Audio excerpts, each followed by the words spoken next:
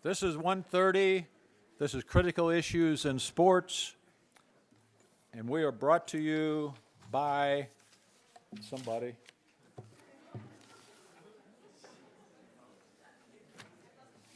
Had it very carefully laid out here a minute ago.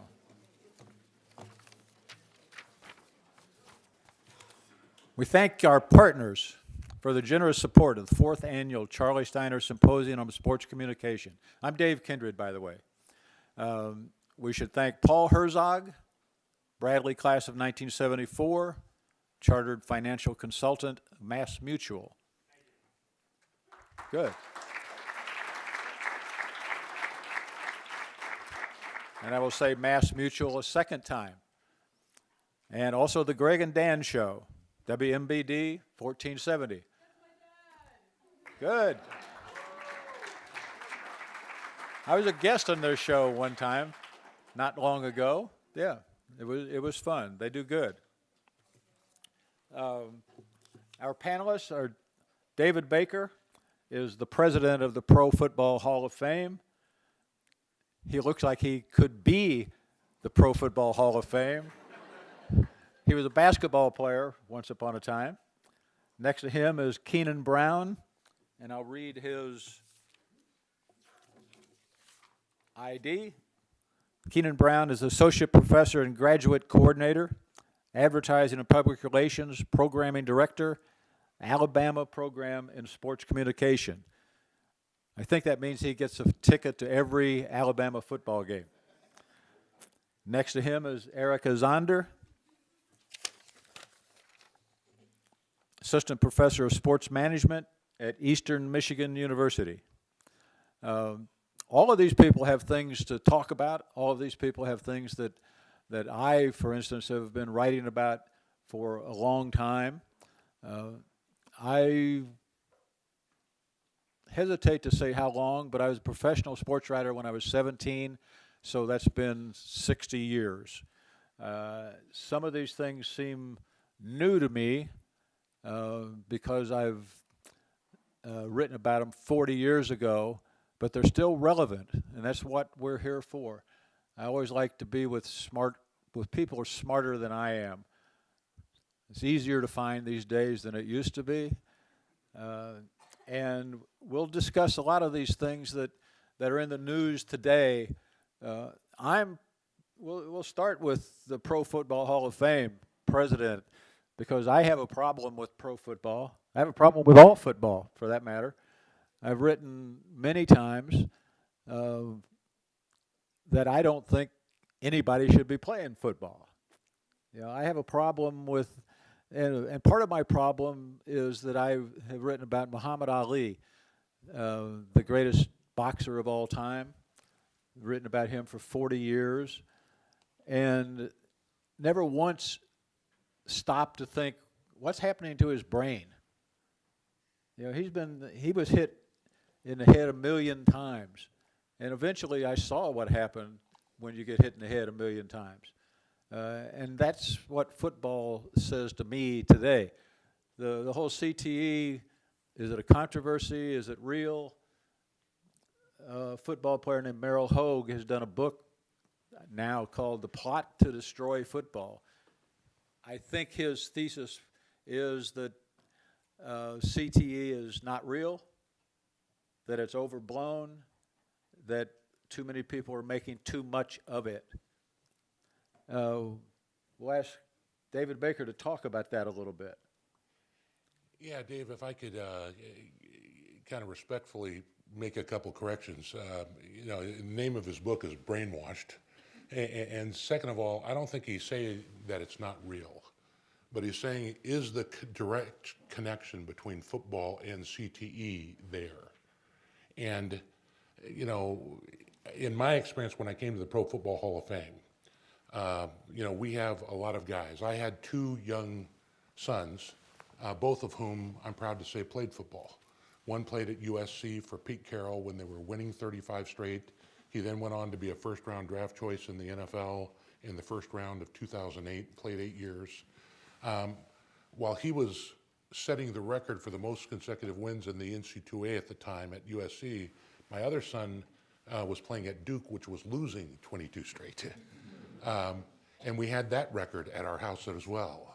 But what was exciting to me was both of these guys were learning the same lessons of the game. And I think there's been a lot of emphasis. I think football's been very much on the defense of there's injuries, there's problems, and football is not for everybody. But I believe that that's also true. There's more concussions in women's soccer than there are in football. There are, if you're not going to play football, a lot of people are going to hockey, and you're falling on ice, not on fields. But what I will say this is I think that right now, because of rule changes, because of health protocols, because of equipment, we now know more, and the game is safer than it's ever been right now. And I can attest to that because my son is a high school coach. He had 2 concussions on his freshman team, none on his junior varsity, none on his varsity. And 5 years ago, they had 27 concussions. But what I would say, again, is I think we're learning more and making the game safer. But I also think you don't sell a car by talking about the airbag. There are great values to learn in the game of football. There's character to be developed in all sports, whether that is women's soccer or hockey. And if you're not going to be playing football, you're going to be doing something. Last year in football in high school, there were 4 football-related deaths. And that is 4 too many, to be quite honest with you. But how many? There were 49 kids that died on skateboards last year. There's risk associated with everything. But I think we at the Pro Football Hall of Fame believe that it is a great game of character. When I came to the Pro Football Hall of Fame, again, being a father of 2 football players, I was concerned because if you Google average lifespan, not career, but lifespan of the NFL offensive lineman, frankly, what tends to come up is 56. And I want my sons to live longer than 56. But I can tell you at the Pro Football Hall of Fame, one of the things that I was noticing is that one of my more solemn responsibilities is to go around and be at, or sometimes even officiate, the funerals of some of our Hall of Famers. And these guys were dying in their late 80s and their 90s. We've got Charlie Tripley, who's 97. Not long ago, we had a guy named Ace Parker die, who was 101. A guy named Hugh McElhaney is 93, played in the $1 Million backfield with Y.A. Tittle. And let me tell you, in my conversations at 93, he is lucid, intelligent, fun. It's his wife, who he's been married to for 67 years, and she has Alzheimer's, and nobody hit her. So the premise, I think, of Merrill's book is that we don't know enough about it yet. And it may be because, proteins and tau in the spine, maybe because of sugar. There's a lot of things that happen. My mother-in-law, has dementia, and she didn't play sports. But what I do know for sure is that the game is safer than it's ever been before, and there's great character development in this. And in terms of... I wouldn't argue any of that. I mean, I think that I think all competition develops character, whatever it is. Whether we're talking to Charlie earlier about next year's program, he wants to do e-games. I barely know what e-games are, let alone that it's worth talking about. But so I think competition is good in everything, and I agree that football is trying to make itself safer. I think whether that's PR or whether that's real, I'm not sure. I know Dartmouth, was it no tackle, and there's no contact during the week anymore in a lot of high school and college football programs. In the NFL, there's 12 padded practices during the year of the season. 12 padded practices. Yeah, but there are people who say that the violence sells, so they can't quite get rid of all of that without changing the very nature of the game. But still, I don't think that it's good to be banging your head against stuff. I've been banging my head against ideas for a long time, and that's ruined me, let alone banging my head against somebody else who wants to hurt me. We've had dinner last night. Chris Zorich was a great player with the Bears. and he's talking about going to mass at Notre Dame, and then the last thing you do is say, okay, now let's go out and kill them. You know, because football is an angry game. The best players are angry, seem to be playing angry. Yeah, I totally disagree with that. I mean, Jerry Rice is not an angry player, but he's a competitive player. Well, Roger Staubach is not an angry player, a competitive player. The guys in the trenches, I think. You Well, know, my son is in the trenches, and I don't agree with that. You know, some of the offensive linemen, Dave, if you know them, you know, and just don't opine on them without knowing them, you know, they're the most intelligent guys that are out there. No doubt. And they're the most team-oriented together. And so, yeah, I think that I mean, I just got to tell you, and the guys at the Pro Football Hall of Fame, there have been 300 million guys that have played this game. There's 5 million that have played it in college, like at Alabama. There's only 29,000 that have ever been paid to play it, coach it, or officiate it at the National Football League. There's only 318 who have a bronze bust in Canton, Ohio. That's an incredible high level of excellence. And of the 180 that I know who are living Hall of Famers, I'll tell you, they're intelligent. You know, for the most part, they're incredibly caring people. And I think that they have been made better by the game they played. And guys like Roger Stott, tomorrow, I will take a flight out of here tonight, and I will be at the White House tomorrow, where Alan Page, who was one of those guys in the trenches, who became a Supreme Court justice in the state of Minnesota, you know, wasn't an angry guy. That's pretty good service. And Roger Staubach, who served in the military after the Naval Academy for 6 years, including a year in Vietnam, and then built a company that he sold for $500 million, will receive the Presidential Medal of Freedom. Those are the kind of guys that I want my sons to be. I can't disagree with that. We will have questions. Anybody wants to ask questions, but we'll come back to football questions in a minute. We'll deal with Kenon Brown now. Alabama football. That's all it is Alabama football. That's all everybody knows there. So one of my things for a long time has been that college athletes should be paid. College athletes should not be in what I have always considered a plantation system, where the masters tell them what to do, they tell them when to do it, how to do it. And I think that somebody like Nick Saban makes $9 million a year. The players produce the product. They get education, I suppose. You know, that's supposed to be priceless. But, you know, I was not educated in journalism. I demanded to be paid. You know, I wanted to be paid for what I produced. So what is your viewpoint, Kenon, on that? Well, I'm definitely on your side with this, just because the two biggest arguments that I usually see about playing the players, the first one is always, well, they're getting a free education. You know, they're getting their tuition paid for. If I had to pay for college, then, you know, they should be grateful that they're getting their tuition paid for, they're getting their room and board paid for. And to a certain extent, I do agree with that, but just like you said, I mean, the NCAA now is a billion-dollar business. The NCAA just surpassed $1 billion for the first time in 2017.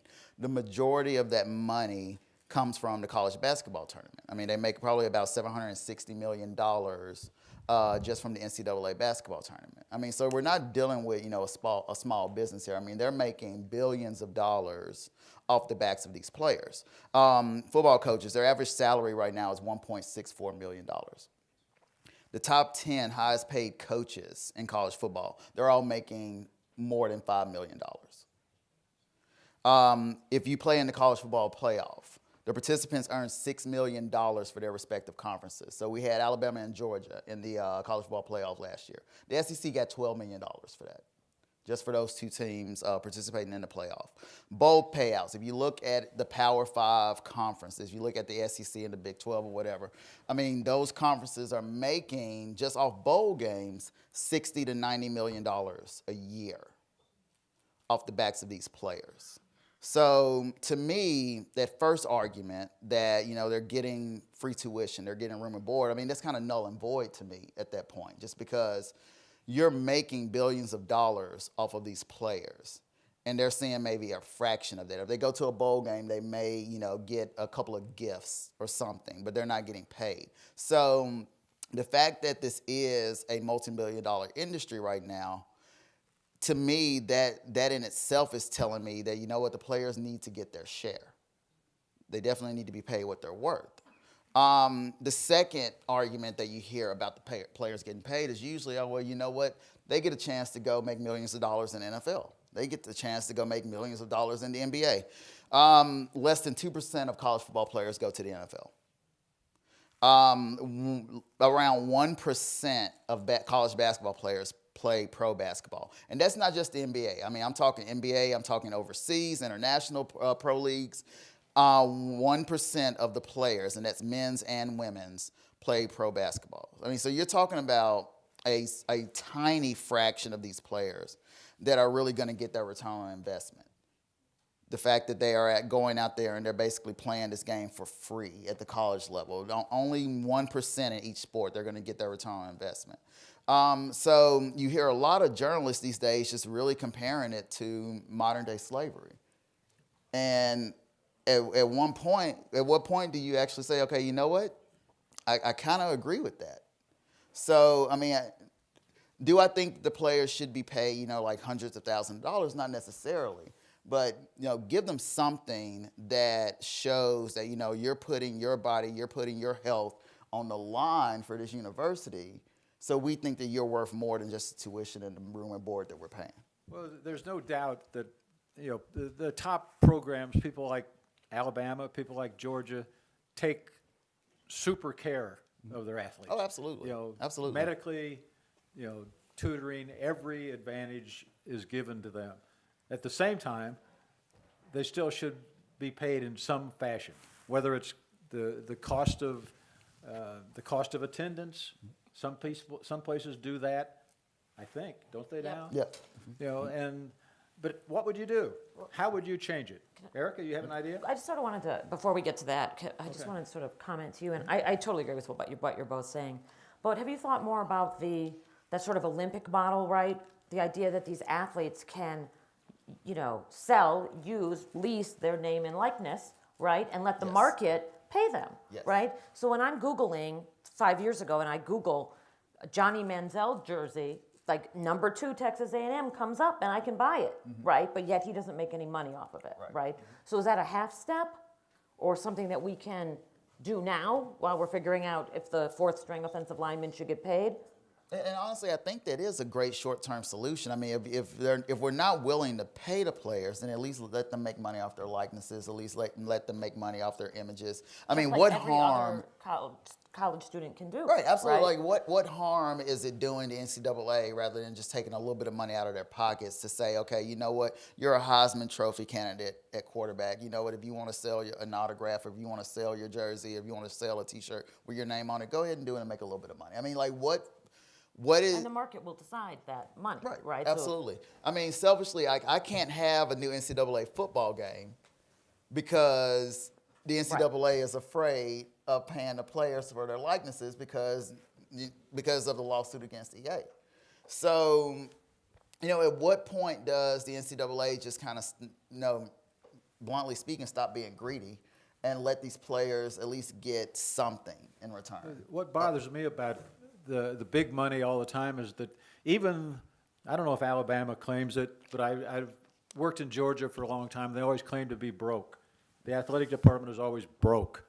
They're always broke, these schools, and they can't afford to pay players because the real truth is they're spending all the money as fast as it comes in. Yeah. They're building, I mean, like Northwestern. Northwestern is not a football power until maybe this year a little bit, and they built like a $500 million field house so they can practice out of the snow.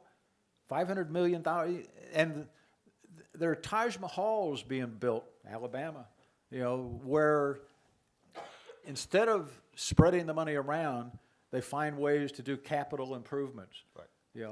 And in the end, it seems to me that the athletes again have produced the money. The masters are spending the money.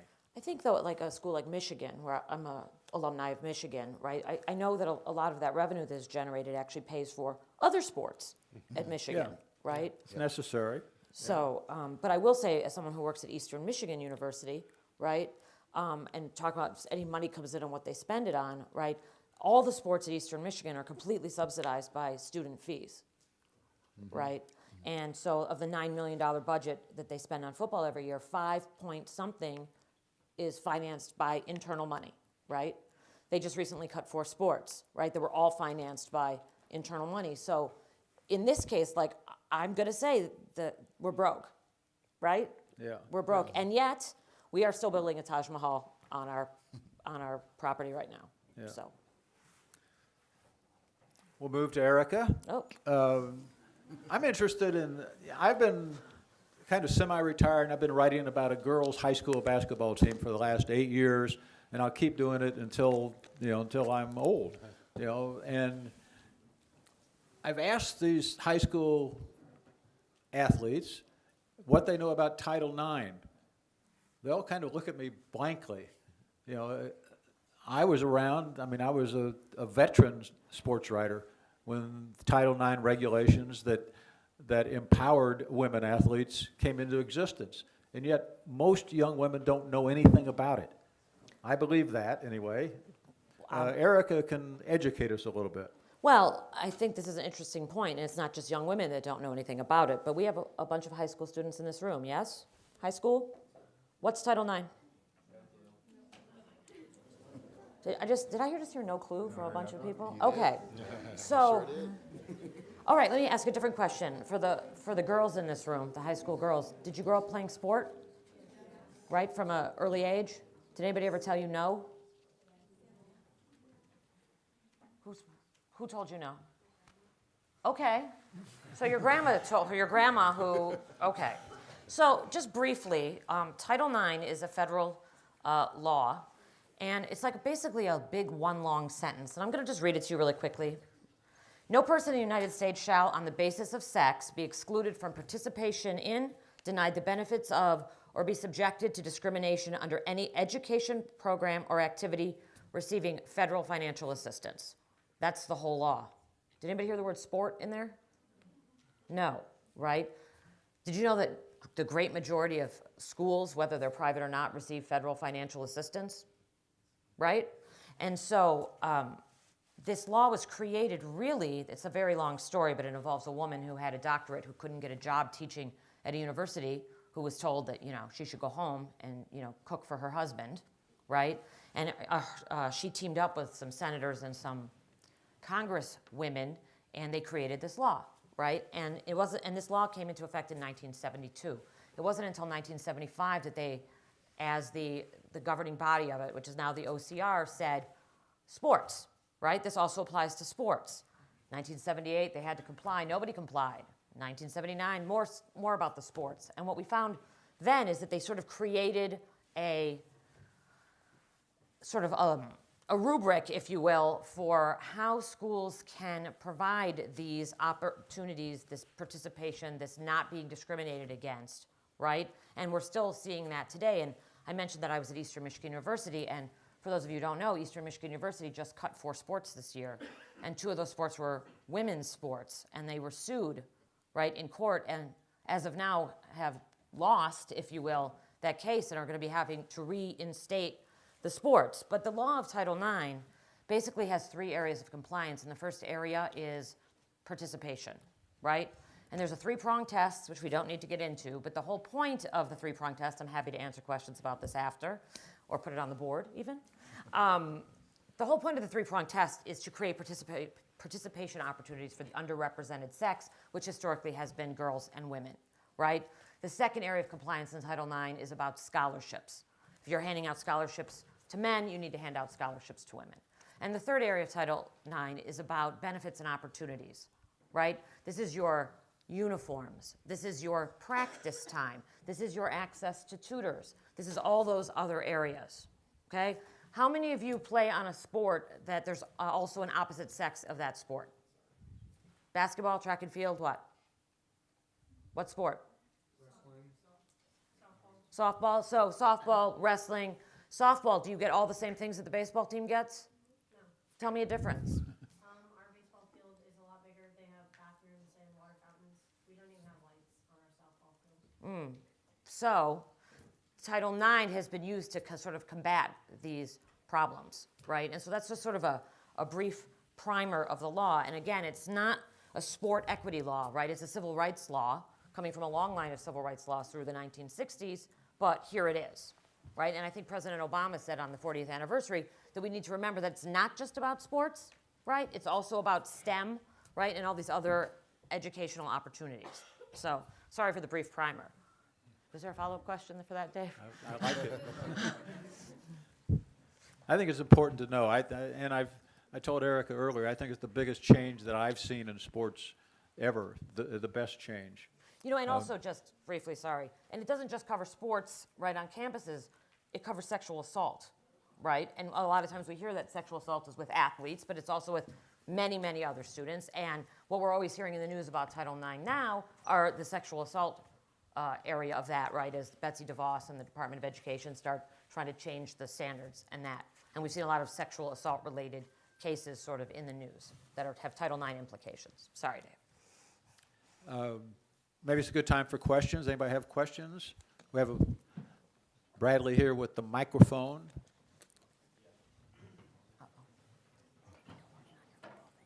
Mr. Baker, you talked about CTE in football and concussions.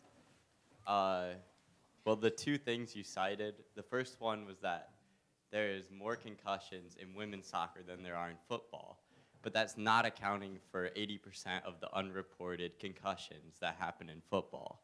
And also, you cited that there's 40 annual skateboard deaths a year.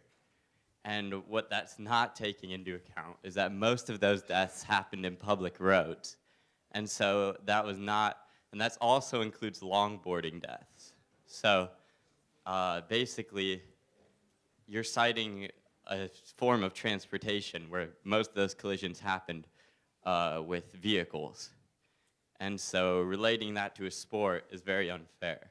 And then most of your other arguments were just personal accounts, which are what you see a lot, you know, on Facebook posts, where someone's like stating their opinion and isn't really backed by anything.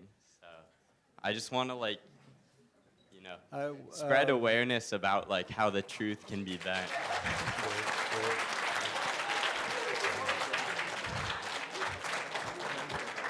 Give him back the microphone. Don't let him get out. Give him back the microphone.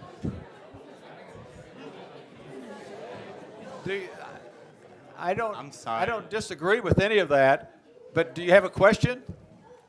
Oh, I mean, Ask Mr. Baker a good question.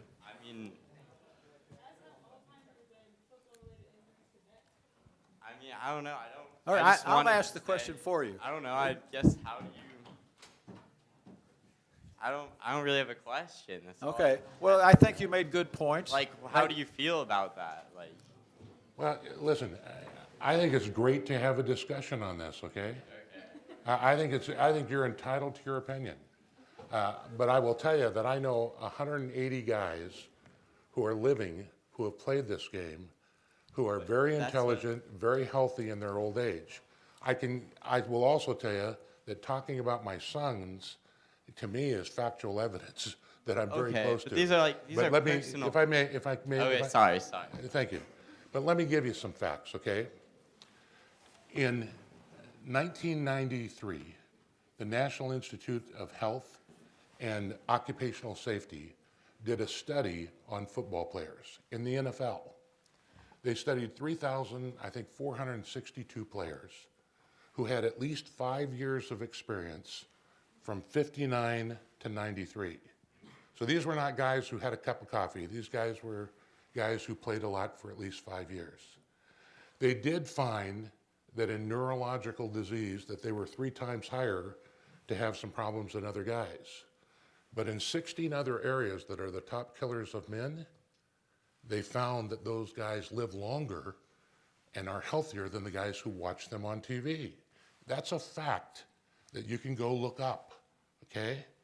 And it's not my personal opinion, some of which I did include earlier. But I will also tell you that there's a feeling that guys are, the reason this is an important issue for me, I hope you understand and put it in perspective, is because a lot of football players and other guys are being told that they have an incurable disease. And I don't know that we've had this kind of discussion that gets into the facts and try to understand it. And I'm very open to other evidence. And by the way, that 1993 study was looked at again in 2013. And it found out that the guys who were committing suicide, the people that watched them on TV, and this included the Center for Disease Control, were committing suicide twice as much as guys who were football players. That baseball players committed suicide more than football players. But issues that I think sometimes get piled on for guys in this, alcoholism, depression, domestic issues, there's really a cure for those. And we need to address those. And I get concerned sometimes that guys are being told that they have an incurable disease when there's other stuff we can do. So I think it's an important discussion. You're entitled to your opinion. I respect your opinion. I mean, I do think also that the NFL, with all the money in the world, needs to address those things scientifically and for a long time. I think right now the sample is so small that we're not sure. That's why you can still argue that CTE doesn't really matter. Yeah, We don't know. or that you can say that it is directly related to it. I think there's a need for more information. The NFL has got a number of concussion and neurological committees. They just hired Dr. Alan Sills about 2 years ago, who's a neurologist, as their first chief medical officer ever. You do have to admit that they were dragged kicking and screaming into the controversy, into the debate. They were very reluctant to face this. I don't think that they knew enough about it. To be quite honest with you, Dave, you've been doing this for a long time, and I'm not trying to defend anybody. But what I am saying is 15 years ago, the medical science for a concussion was that you got your bell rang and here's some smelling salts, Yeah. right? And that's whether you're a man or a woman, by the way. We have learned more, and we will learn more. And all I'm saying is, I think we need to have some honest discussions in places where you can take the research of Boston University here, and you can take Merrill Hodges' book with Dr. Cummings here, and let's get to the bottom of it. Yeah. Because I do believe, the reason I support Title IX, and I agree with you, I think it's I'm a lawyer, I think it's one of the greatest things that ever happened. But it's because of this competition and character development that women had an opportunity to have, so that now we have not better women athletes, but we have women who are better lawyers and scientists and mothers as well, by the way, because of their competitive experience and understanding what it's like to be on a team. All of this is important. So I just think it's fair to have a good discussion, and I'm more than happy to have my the facts challenged, but I think we need to have a good discussion because the goal is to get to a better place for everyone. Agreed. More questions?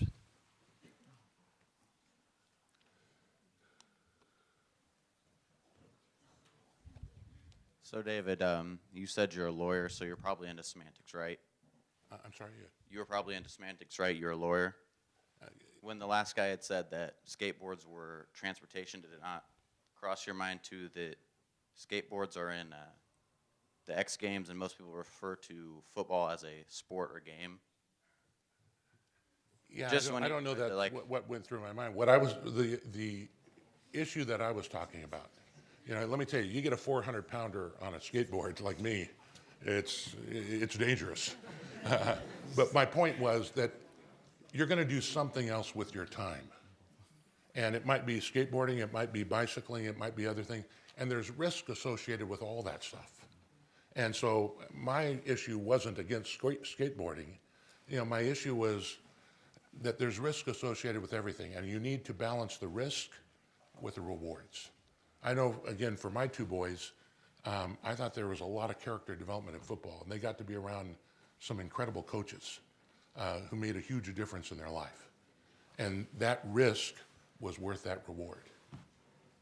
So I'm with you on that, but it was just, I wanted to say it to the last guy. I don't know if you ended up leaving. I was completely on your side with it. I think you can die from anything, walking out your door. Yeah, and And that's kind of the point I was trying to make. So I appreciate that very much, because I just think you want to be bold in life. There's going to be some risk in everything that you do, but there is so much to be learned from the game and the values of the game.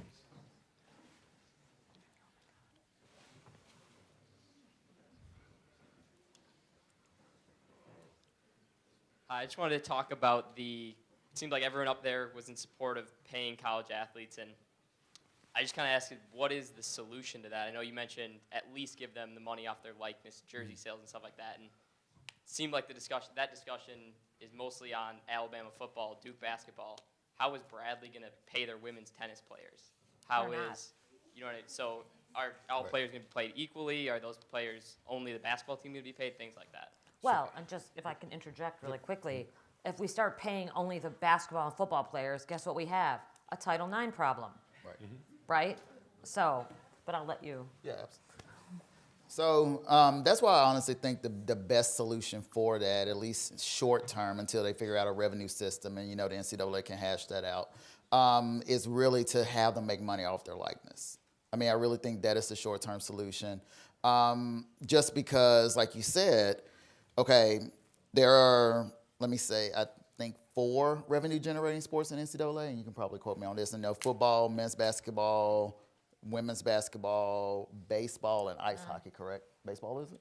They don't think they consider baseball to be a revenue-producing sport, but they Wow. consider women's volleyball to be Women's a volleyball and ice revenue-producing hockey. sport. So those are really the only revenue generating sports in NCAA. And like you said, if you start letting just those players be paid, then yes, you're going to have a Title IX issue. So I really do think the solution is, I mean, at least if you can't pay athletes across the board, at least let them start making money off their likeness. I mean, there's no reason why, you know, a Heisman Trophy candidate can't make a little money in his pocket because you know his T-shirt is going to sell. Well, and so can the women's tennis player can film a local commercial, right? Similarly, or wherever her area of fame is, or right, because it's what the market will provide. Yeah, if I could weigh in on this as well. Please. You know, again, by way of example, and by example only, you know, the NFL is a powerful tool right now. Its TV ratings, which drive a lot of revenue, are 10 times higher than college football, the NHL, Major League Baseball, and the NBA combined. That's a lot. But where that came from was there was a period of time when the league was struggling, and strong market teams came together with weak market teams, and they had revenue sharing. And it was a monumental thing that no other sport had done, and it made every team stronger.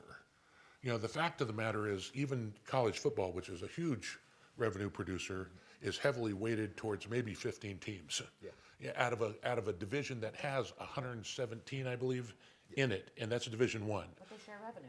But you do. The Power Five, those conferences do share revenue Well, also. they share TV Right. revenue. Yeah. You know, but what I'm saying, I don't think they share ticket revenue and other things. But what I'm saying is, if there's the ability to pool some assets, now a lot of what's happening, I suspect, at Eastern Michigan is happening because of alumni who's giving, you know, donations. Maybe it's not, but you know, a lot of certainly sports are used to get to alumni donors in a big way. That's probably something that's not something you can share. Right. But I do think that there's the other element, because we are sharing it already, like you said, because of Title IX, and I think that's worked really well.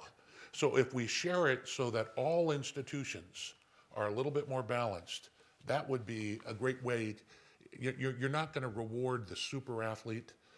My son played with Reggie Bush and other guys there, and he sold a lot of jerseys, and he never got anything for it. But you could help a lot of other athletes do more. And the other thing, I think, is basically good health care for them. Yes. You know, not every college has the best health care. And I think when guys are playing whatever sport it is, you know, softball, volleyball, field hockey, they should get the best health care there. Yeah, I think there are a lot of things they can do, and anytime that they claim that they don't have enough money to do that, I quit listening. Because they have as much money as they want to have. They just need to spend it for the athletes instead of using it to build another building. Erica may know this, but the word student athlete came from, I believe, a 1959 case in Kansas Walter Byers case. Yes. where they were suing for workers' compensation. And they said, well, you're not really an employee, you're a Right. student athlete. Right, and then they did a workers' compensation, Western Michigan versus Coleman versus Western Michigan in '83. They tried workers' comp again, right? So, yeah. So I'm not even sure since then this issue has really been addressed in a proper way for the true protection of the student athlete. Yeah. Yeah, I think nothing short of a total revolution will fix this. We'll still be talking about this. I won't be talking about this, but some of you will be talking about this 50 years from now. Yes. Because they've been talking about this for 100 years already. University of Chicago decided that they would prefer to be a university rather than a football team. You know, Alabama hasn't decided that yet. You know, and I doubt if they ever will. Probably won't. No. I mean, if you make all varsity sports professional athletics, just call it a minor league. You know, it's got nothing to do with the university. They just play on Saturdays. You know, that's the only fix. And I think the mythology of college athletics is so strong that customers, the fans won't accept that. I think there's a identification with, you know, those are really our students instead of those are our athletes. When they become athletes, I think it changes it a little bit. Somehow it changes it. I mean, people at LSU get married and have LSU written on the soles of their shoes, so when they kneel, you can see "Go Tigers." People are crazy. Questions? My question is for Dr. Brown. So I think it was like last year or maybe earlier this year, there was a report about Josh Gordon that came out that he was drug dealing during college. Do you think that the NCAA is going to look at this situation and maybe more situations and realize what they're doing is completely and utterly wrong? Say the last part of that. Do you think the NCAA is going to realize what they're doing is wrong and basically putting people in positions that they have to make money any way possible? Do you think that we see a solution to this in the future? I think that that's pretty serious for somebody of Josh Gordon's caliber to be caught drug dealing during college, and it put a hamper on his career. So. Well, I mean, you also have reports of players saying that, you know, that they are adored, you know, during football Saturdays, and then they're struggling to make ends meet and struggling to find food the next day. I mean, you had a lot of football players coming out. I mean, I can't think of any of them off the top of my head right now, name-wise. I think Arian Foster was probably one of the biggest names that came out and said, you know, there were some nights that I just didn't have, you know, home-cooked meal or like a meal. So, yeah. Connecticut basketball player. So, yeah, it's just like at what point does the NCAA really look at that and say that, you know, maybe tuition and room and board, maybe the scholarships just aren't enough for these players, especially players that are generating billions of dollars. And I think that's the biggest point that I'm trying to make. Like, my argument isn't necessarily let's cut the players a paycheck. And I want to make that clear. That's not necessarily what I'm arguing here. What I am arguing is maybe because these players are generating so much money for the NCAA and generating so much money for these conferences and so much money for these teams, that just maybe cutting them a little bit more beyond just their tuition and room and board will be beneficial to them. Well, and they have cost of attendance, but it's still really so you can fly home at Christmas, right? So. Right. And I think that's something that we don't appreciate is that when I got a scholarship to go to college to play golf at University of Michigan, I thought it was great that I had a full scholarship and I got a free education, if you will. But beyond the fact that it was golf and they were making $0 off of me, even in the 1990s, it wasn't what it is today. It wasn't the multi-billion-dollar business that it is today, and so something's now got to give, I think. I mean, the revenue model is drastically different. I mean, it has been drastically different, over the last, I'd say, 15 years. So the fact that this has become such a multi-billion-dollar business, I mean, that $1 billion that I cited for the NCAA, that does not include college football, because the NCAA doesn't control the college football playoff. They don't control the bowl system. So that $1 billion is outside of the big moneymaker that is college football. I mean, so we're talking a multi-billion-dollar business now where the players aren't necessarily getting their fair share, in my opinion. We're going to talk about Colin Kaepernick here in a minute, but who had a question? Right there. So David Baker said his thoughts on sports and like the damage to the brain that can happen. What are your guys' opinions on the same issue? Because he has anecdotal evidence and personal experience from that. But you guys have different standpoints on the issue. Well, since it's not something I think about on a daily basis, because I'm thinking about women's rights,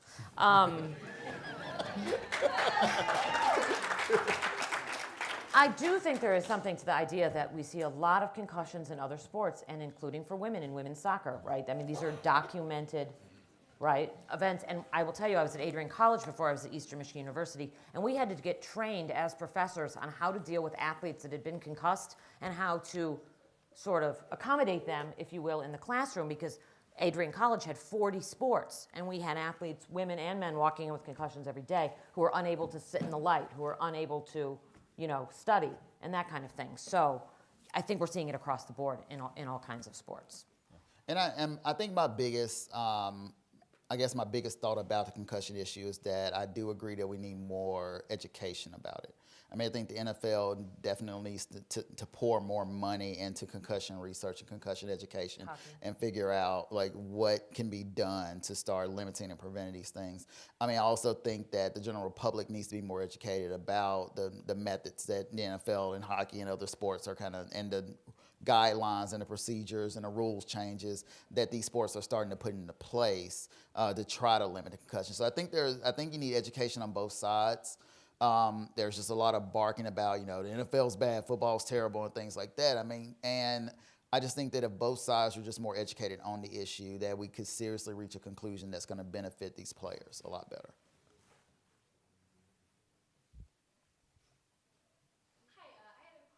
Professor Zonder regarding Title IX. Okay. So I was a high school cheerleader, I'm a college cheerleader, and I instruct cheerleading through the Universal Cheer Association in the summer, UCA. And when I travel across the Midwest and middle schools and high schools, what I notice a lot is cheerleading often plays second fiddle to a lot of other sports, and I believe it's largely because competitive cheerleading is a women's sport, but because there's no opposition in men to compare it to, it's not so easy to cite Title IX. And I was just wondering, do you believe that that could be a Title IX issue? And if so, how should high school and college cheerleading squads go about getting equality in practice times and practice space? Well, that was a good question. So Covers a lot of ground. it does, and I do agree with you that I think cheerleading isn't as recognized. And back to our concussion conversation, let's face it, competitive cheerleading leads to a lot of injuries, right? That I think go underreported or we're not thinking about when we think about sport. The thing about Title IX, technically, right? So I was talking, they've since left, softball versus baseball, right? That's not really how they do it, right? When they're trying to figure out equity, if you will, they actually look at the whole women's program and the whole men's program, right? And so the women who aren't getting that basketball jersey, as long as they're getting an extra volleyball jersey, everything's okay, right? And so not having like studied and thought a lot about high school cheerleading, the point is that potentially you should be included sort of within the athletic department on sort of the women's side, if you will, and be a factor when we're sort of looking at how we are divvying up the funds, if you will, right? And when we're thinking about participation numbers. Do you know if your school counts cheerleaders in their participation numbers in their athletic department? Right. Right, exactly. And I know at the college level, they're certainly not doing that, right? They're also not including club sports. And they're also not including, you know, at Adrian College. Adrian College has, I think, is it 8 now hockey teams, right? And synchronized skating and figure skating and all of these things. And some of those technically are not NCAA sports, right? And are sort of not being considered under the Title IX umbrella, right? So I don't necessarily have an answer for you, except to say that if you're being included, right, then you're being included as a group. And so you can, as a group, compare yourself to sort of the men's side. I hope that helps a little. Yeah, absolutely. So this is actually going off of her comment. So I was a dancer in high school and didn't want to dance in college. But with Title IX and just in general, not only in sports, I feel like it's made somewhat of an impact, but not a strong enough impact to actually make women equal, or genders equal, which is the whole goal. So like, is there another initiative or something else that we could help or create that would help this equality get there? Because it's obviously not there yet. Sure. I mean, one can always hope to add additional, right, protections and or laws, but I think that Title IX can work, right? And when you think about the three-pronged test, right, and how, and again, we're just talking about sort of sports, but I mean, it's designed to do this, and I think it's just been a fight along the way. When you think about that in 1972, right, when this was enacted, there was, not that many women playing like K through 12 sports, for instance, or high school sport, and now there's like well over 3 million girls playing high school sports. So the question becomes is, do we need to speed it up? Is it not going to ultimately get us where we need to be? I'll tell you, this three-pronged test of Title IX to see if you have sort of equality and participation, right? The first prong is substantial proportionality, right? So if your school is 60% women and 40% men in their overall enrollment, their athletic department should look the same. Does it? Does it for any school?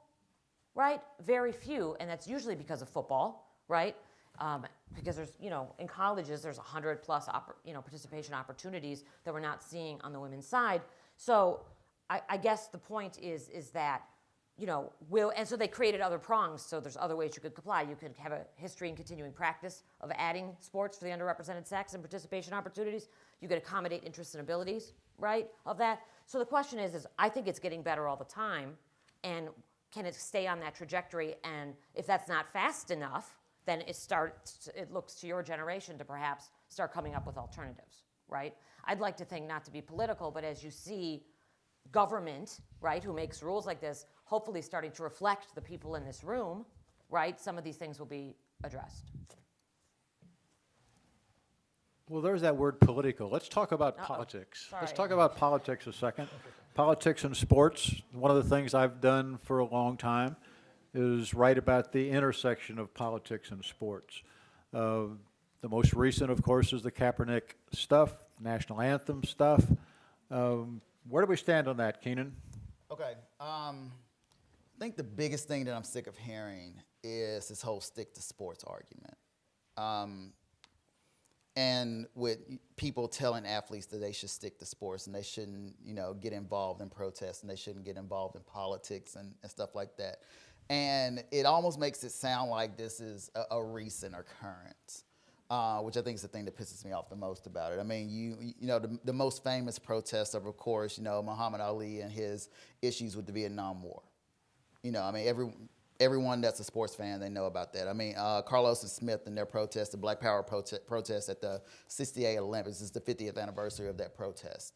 Everybody knows about that. But I mean, athletes have been protesting within sports for decades beyond just those cases. I mean, you have Mahmoud Abdul-Rauf and his opposition to standing during the national anthem. A lot of you may not know about that. But this is something that happened when he was with the Denver Nuggets in the 90s, when you have Carlos Delgado with the Blue Jays and his protest of the Iraq War right after 9/11. So you have the huge 1980 Olympic protests where dozens of countries were protesting the Olympics because they were being held in the Soviet Union. I mean, these are protests that you don't necessarily hear about, but it just illustrates my point that sports and politics, I mean, they've been mixing for decades now. I mean, it's always been that case. So what is the issue now? Why is this such a big deal now? Why are you hearing so many people just bark the whole, you just need to stick to sports argument now? Two reasons, in my opinion. I mean, I think the first reason is that you have and let's be real, a very racially charged political climate now. And this is due, substantially in part to the current presidential administration. When you have the current president on social media saying that, these sons of bitches need to be fired for protesting during an NFL game, then, I mean, what do you expect?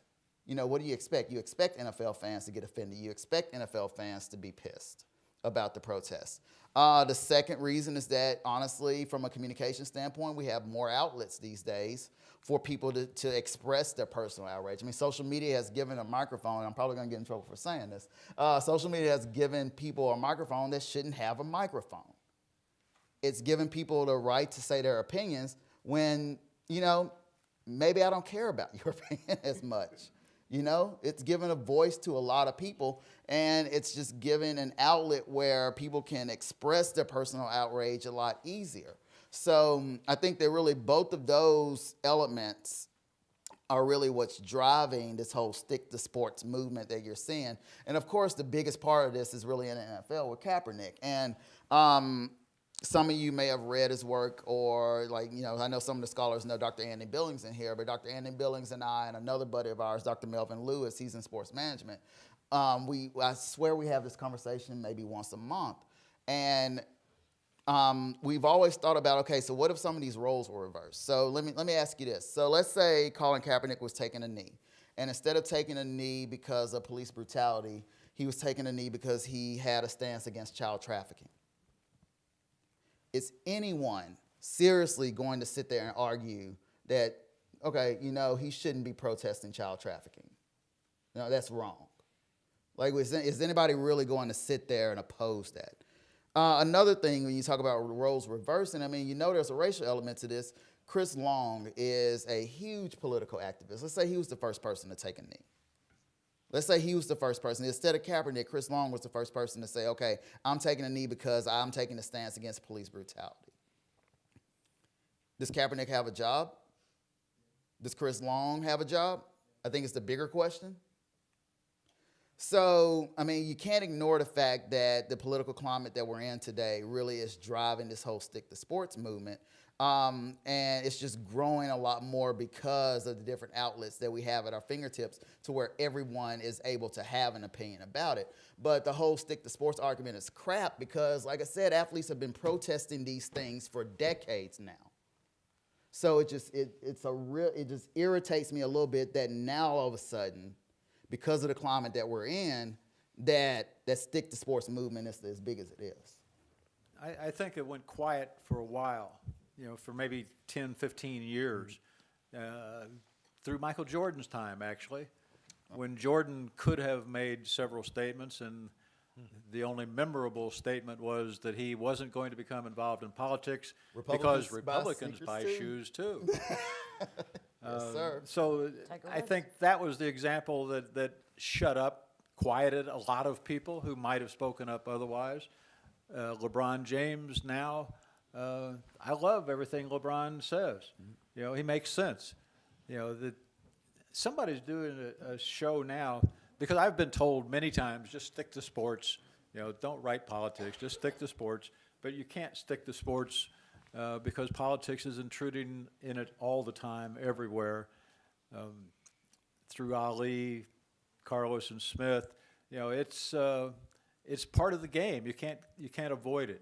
Yeah, and I think that the biggest swerve in this whole issue with issue with Kaepernick and with the NFL protests is that all of a sudden the conversation shifted. I don't know if all of you in this room knew that Kaepernick was protesting police brutality, because the framing of it now is that he's disrespecting the troops, that he's disrespecting the flag, and I don't know how that conversation, well, I know how the conversation shifted, but it just amazes me that, you know, it went from protesting something that I think we honestly in this room can all agree that police brutality is wrong. I mean, I don't think you know a lot of people that will say that this is okay. But it amazes me that conversation, because of how racially charged that conversation was, it amazes me that all of a sudden that conversation shifted, and now it's about, okay, they're disrespecting our troops. When it was a person in the Army who suggested that he take a knee. Absolutely. Right, because he was just sitting originally. Yeah, you know, again, I thought that was an eloquent argument. I mean, no, seriously, I thought it was a wonderful statement. To me, it is clearly a racially charged issue. And what we saw at the Hall of Fame, because at the Pro Football Hall of Fame, we're a not-for-profit organization. We're not the NFL. I get 3% of my revenue from the NFL, so the rest of it is from donations. But the calls we got from people were almost like a Saturday Night Live skit, where people would call and say, hey, this has nothing to do with race, and then they go into one of the worst racial diatribes I've ever heard. But I think, to me, in some respects, it's, there's three issues here that are all pretty simple issues. Should you stand for the flag? Yeah. Should you be against social injustice? Yeah. Should we respect the guys who fought for freedom of speech and that flag? Yeah. But the problem is you've got, beginning with the president, certainly, but on other sides too, people hijacking the issue for their own agendas. Yes. And to me, I do think that there's been some real good come out of this. To Commissioner Goodell's credit, he listened to guys and spent a lot of time, and there's a almost $90 million fund that is trying to move from protest to progress. Because protest for just protest's sake, I think you'd agree, is just protest. Right. But how can you then begin to implement some programs to make change? And this is a change that, in our country, we fought a civil war where there were 1.1 million casualties. So we're not going to expect it to be solved overnight. We're still working on it, 70 years later. But I do think it's one of those things where some guys have come together. Right now in the NFL, I believe you've got two guys who are taking a knee right now. But one of the things that I think shouldn't be lost in this is that after every game, and most people don't stick around for the game and it's never on TV, but about half of the guys from both teams are meeting at midfield and they're praying. And they're different colors, they're different teams from different schools, frequently from different faiths, by the way, and they're coming together to pray. And that's what's needed more than anything else. And the ability to understand that we've got differences. But if I could say one other thing with respect to one of my Hall of Famers is a guy named Curtis Martin, who grew up in the poorest home in the poorest neighborhood in America. And he was educating me on what he has to say to, and Chris Dolman as well is another one, who both of them are African American, but he's telling me that he has to tell his kids that if they get pulled over, do whatever they're told, to put their wrist on the steering wheel so that you make sure that your hands are seen. And Chris said, I can pay for a lawyer, to straighten this out, but I can't pay for a doctor to fix you.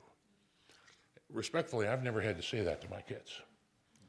And so these should be issues for all of us, and they shouldn't be trivialized, or respectfully, they shouldn't be hijacked. Yes. I think we all respect the veterans that fought for this. And the flag is important, but social justice is something that everyone should care about.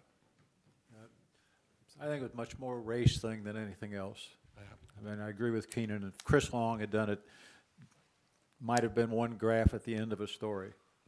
But if Kaepernick does it, it becomes a story because it gives people cover, for their racism. We can make this an issue now. We can attack this black guy. He didn't respect our troops. It's not what it was about. And they know that's not what it was about, but still gives them cover. Questions? So, as we know, Eric Reed kneels for the national anthem, and he got signed by the Carolina Panthers, I believe. Mm-hmm. Do you believe that Colin Kaepernick is not good enough to be signed by an NFL team? Colin Kaepernick should be a quarterback in the NFL. Hands down, 100%. He should be on an NFL team right now. I mean, you're talking about a man who, and don't quote me on this because I may be wrong, but I want to say he was honestly maybe 6 yards away from going to a Super Bowl. Am I correct in saying that? Either going or winning a Super Bowl. Winning a Super Bowl. Against the Atlanta Falcons, I might add. Twist the knife, it's fine. But yeah, I mean, like Kaepernick, he has the talent to at least be a backup in the NFL. Should he be starting? You know what? I'm not an NFL coach, so I can't make that decision. But you can't tell me that 32 teams, at least 3 quarterbacks, or I say at the most 3 quarterbacks on each team. You can't tell me that Kaepernick isn't one of the top 96 quarterbacks in the nation. I mean, you can't tell me that he's not. So Kaepernick should 100% be on an NFL team. Well, he has a lawsuit going now charging that. We'll find out what the courts think about it anyway. Yep. This gentleman right here has waited for a long time. So good. Thank you. So actually, I've just finished writing a paper about this topic in my sports marketing class, and I've loved diving into it. And I've been able to learn like different sides of course, there's a required, oh, you need sources from both sides, and yeah. And so I've gotten, obviously me being a white guy, like, it's not fair for me to say certain things, you know, because I don't understand. I don't truly understand. And I love that players are using their platform, like, and it made me live to hear the shut up and dribble movement, and like, come on, like, and these protests, and I've heard more talk about whether what they're doing is right. Like, is it right to kneel or sit during the national anthem than the right and wrong of the police brutality, which is the total opposite. And so after a while, once you see how, I guess, unproductive this protest has been, it's drawn more attention to the issue of the protest than to the issue of why they're protesting. Would you argue that or would you say that it'd be a better idea to keep encouraging athletes to use the platform that they have, but in a different way that brings more attention? Like Aaron Rodgers, I'm a big Packers fan, may have a little bias, but he was asked about it.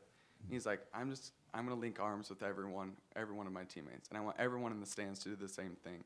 That brought unity and love, and had everyone united, and that's what I think we're lacking a little bit of today. Yeah. Instead of tearing people apart.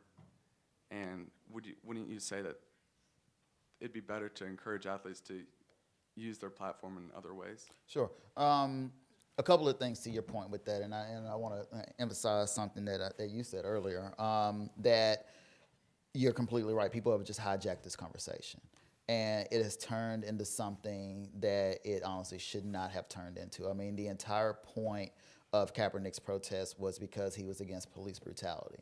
So to go from that to the disrespecting of the flag and to, you know, the disrespecting of the troops and things like that, I mean, it just amazes me how that conversation was hijacked. So, I mean, I think that's a big issue as part of this, and it's really an issue that has kind of overshadowed the purpose of this. I do agree with you that, all right, I'm not saying that the players should not protest. I mean, the players have that platform. They should be able to protest. They should also try, and a lot of players have, try to also use other avenues and other platforms to do that. I mean, they should give money to charities that are going to fight police brutality. They should reach out to their communities. I mean, honestly, we need more community outreach, especially in poor and, quite frankly, blacker areas now more than ever. So to have these players actually reach out to these disadvantaged areas, I think would be a benefit as well. But we, as a society, just period, we really need to start putting actions behind our words. And that's not just for the NFL protests. That's not just for things like that. I mean, I just think just as a society, you know, once again, social media has given us the platform to say whatever we want. So you can be a hardcore activist, you know, against police brutality, or, you know, you can be pro-LGBTQ. I mean, you can do all these things and you can say all these things, but until you put the actions behind it, then to me, your words or your gestures are pretty hollow. So I think you're right in saying that. I mean, we need to start seeing some social programs, some outreach programs, some progress coming out of this. And I think Kaepernick was involved in much of those social outreach projects before the kneeling thing. And that kind of goes back to hijacking the conversation too, is that you hear about Kaepernick, you know, disrespecting the flag and disrespecting the troops, but you don't hear about, like, not only just why he did it and why he protests, but you also didn't hear about all the outreach that he was doing. Yeah. You didn't hear about, you know, all of the social programs that he was involved in. And once again, it's just because that doesn't support the narrative that they're being disrespectful to America. I'd be interested too, David, in what you thought of Randy Moss.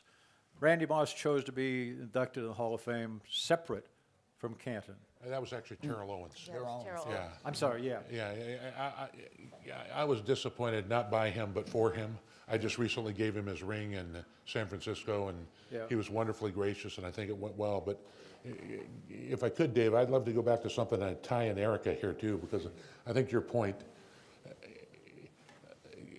there's a couple nuances that I've thought about in the Kaepernick situation that I just haven't heard out there. But since all of you are communications majors here, or most of you are sports communications in the Charlie Steiner School of Sports Communications, I don't think Colin Kaepernick did a real good job of telling his story. He kind of clammed up and was going to be quiet, and yeah, there was some courage in that, and it's clearly courage in what he did, and a sacrifice. But you really need somebody to tell the truth well. Yeah. And I think he could have benefited from people like yourselves who could tell that story and why and how, and get to the right people who you can trust in the media who can tell it. The other thing I would say, tying in the Eric Reed thing to this, because I think the end result is it's not just athletes that should care, we all should care. And we all should care enough to do something about it. But there's also a sacrifice to it. And in the situation of John Carlos, Tommy Smith, Muhammad Ali, all of those guys were in individual sports. Some people might disagree on track, but their events were individual events. Football is a team sport. And I think, you know, the reason I was going to talk about you from a, you know, when you are employed by somebody, in some respects, you're living by their policies, you're living by their procedures, and that's really true, not just of sports, of being in the faculty at the university, or, you know, being an insurance salesman. And they expect you to abide by their policies. Now, respectfully, there aren't many other jobs where you have to stand for the national anthem. So that in and of itself, I actually think is something that we ought to give some credit to all the people who are doing it for the right reasons. But, you know, the difficulty, I think, for this is that at some point in time, and there's two sides of this, that at what point, you know, that coach's job depends upon winning. All those other players' careers depend upon doing well. And I will tell you, because I know so many of these coaches, they don't want any distraction at all. They only want you to be focused on one thing, which is winning, which is he's hired to do. And when there's a distraction, do they want that guy on their team? And so that's that side of it. And again, that's kind of employment law. But what I was also going to say, to Colin Kaepernick's credit, to the Nike commercial, there's a sacrifice to that. And if are you willing to sacrifice for that? If you are, God bless you.